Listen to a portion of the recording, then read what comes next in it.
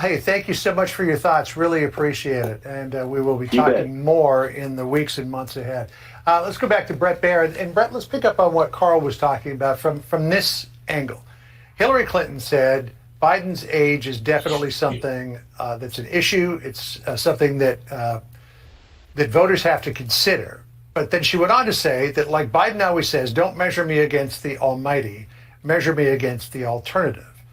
That's aimed toward Donald Trump. But what happens if the alternative is 44-year-old Ron DeSantis? Hold on, did he just brought up some scripture?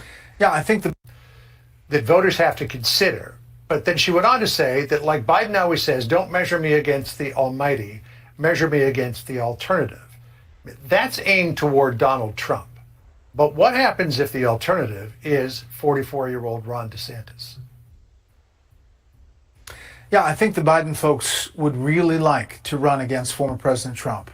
And they are talking about it that way. They are saying their messaging is about fighting extremism, and they're pointing directly to the former president. So, yeah, you've got you're connecting dots here. He is overwhelmingly leading by, as you pointed out, dozens of points in the latest polls. Every poll, not just one poll, every poll. So something has to change dramatically, to Carl's point.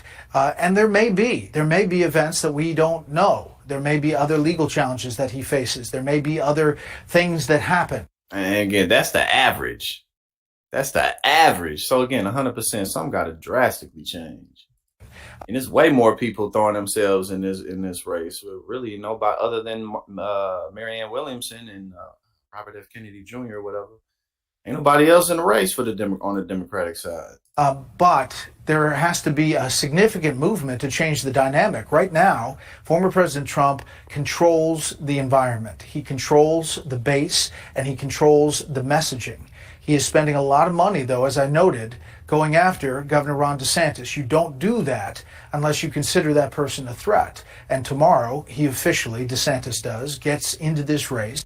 I think, Julio, to your point, and I think one thing that people have to keep in mind as well is, just because Ron DeSantis isn't necessarily in a good position to win this race doesn't mean that he can't win later. You know what I'm saying? So you're absolutely right about that. Just in terms of like how to generally look at him.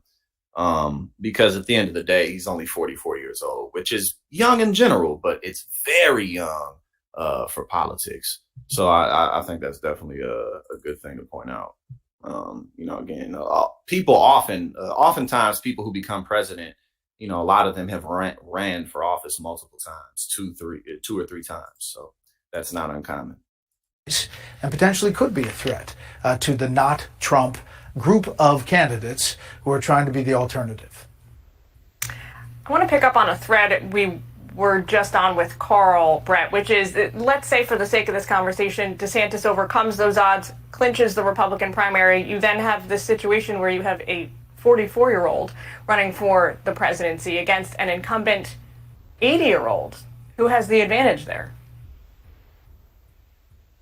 Yeah, and I think we're putting the cart before the horse. He's got to get through a primary to win that. But you're right. If that, yo, that's facts. And I'm actually, it's interesting to see them being this real about it, because it's difficult because again, the Republican Party is so homogenous, and they have such a difficult time, holding Trump any kind of accountable, but just in any way, like that's real. It's like, oh, okay, well, he's got to get past Trump. You feel me? So.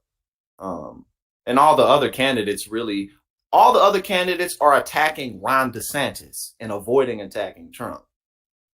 That happened, there would be a dynamic that would be stark. And obviously Democrats even have a problem in polls saying that Joe Biden is too old and they really don't want him to run again. But he is running again, and he's the party's standard bearer. So that would be a stark choice. That said, it's fair to point out that Trump people say he is full of vim and vigor, and he's ready to campaign and continue on. And you saw it in the town hall and his campaigning, so he's going to make a run of it. I think we've got a long way to go in this primary, and it's going to be fascinating to see. Our first debate is in August in Milwaukee. And that stage will be very interesting to see who's on that stage. What's one of the scariest side effects of type 2? Losing a foot! Oh, I gotta let this. If you have Carl, hey, thank you so much for your Why was he screaming that? I should have let the rest of that ad play because it didn't really dawn on me until it was almost over. You're like, what? dude was like he was doing a comedy sketch about it. Excuse me. But yeah, we saw the picture of that average. What Your was thoughts, it? Trump was 53%, and DeSantis, the closest next person, was 19%. And in the last several polls, we done went over Trump. The last one, Trump was up by 56 points, and then the one before that, he was up by 43 points or something like that. really appreciate. So, yeah. And now we got one more on this subject since the Puddin' Boy is set to announce his campaign today.